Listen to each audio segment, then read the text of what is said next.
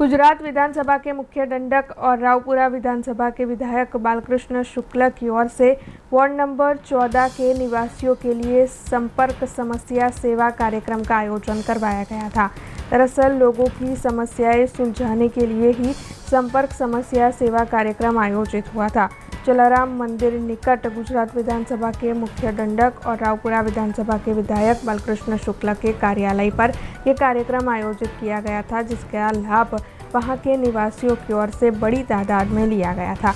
वैसे इस दौरान प्रदेश भाजपा उप प्रमुख गोवर्धन भाई जड़फिया की विशेष मौजूदगी भी दर्ज की गई थी, तो वहीं स्थानीय काउंसिलर भी इस दौरान वहां पर मौजूद थे।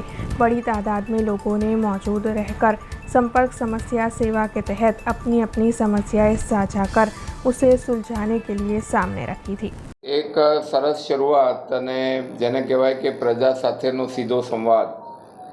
આમ તો ભારતીય જનતા પાર્ટીના કાર્યકર્તા તરીકે બાળુભાઈ સંગઠનમાં મહામંત્રી સાંસદ ખૂબ વર્ષોથી વડોદરાના જનતાની સેવા કરે છે, પરંતુ કાઉન્સિલર, ધારાસભ્યો અને સંગઠન બધા સાથે મળીને વિસ્તાર વાઇઝ જે અલગ અલગ સ્થાનો પર લોકોની સમસ્યાઓનો નિકાલ, ખાસ કરીને મોટાભાગના પ્રશ્નો કોર્પોરેશનના સંદર્ભમાં હોય, લોકલ ગટર, પાણી, રોડ, રસ્તા અને બીજા પણ હોય, અને બીજું પણ એક સારું અભિયાન શરૂ કર્યું છે બાળુભાઈએ, એને પણ અભિનંદન આપું છું, કારણ કે દર શુક્રવારે આધાર કાર્ડ વગેરે કાઢવા હોય તો પણ અહીંયા આધાર કાર્ડની વ્યવસ્થા એમણે ઓફિસમાં કરી છે, અને જનપ્રતિનિધિ તરીકે જે સેવાઓ પ્રજા આપણી પાસે અપેક્ષા રાખે એને પૂર્ત કરવા માટે વિસ્તાર વાઇઝ, એટલે લોકોને પોતાના વિસ્તારમાં આજે આ એક વોર્ડ, બીજો વોર્ડ, આ એક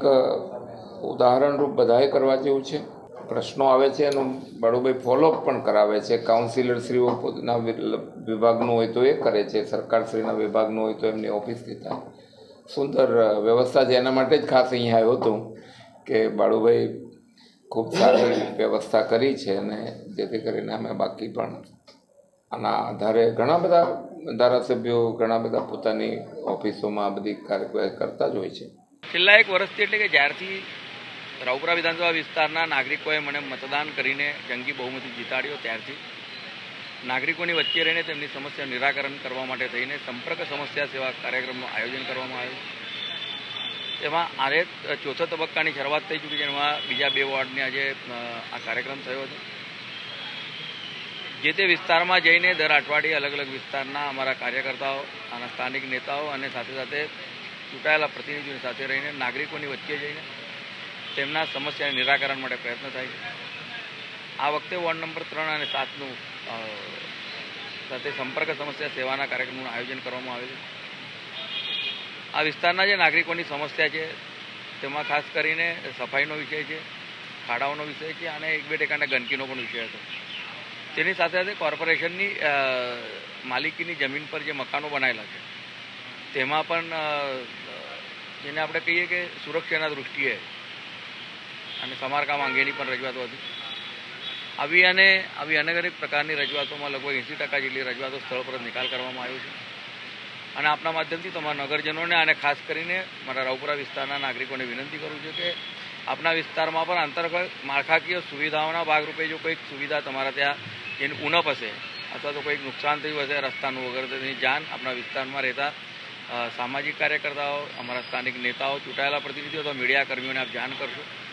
જે પણ વિષય हमारा तरफ ध्यान में आवश्यक है तात्कालिक निराकरण करने में प्रयत्न करेंगे। हमसे जुड़े रहने के लिए हमारे YouTube चैनल को सब्सक्राइब करें और नई वीडियो की नोटिफिकेशन के लिए बेल आइकॉन को दबाएं।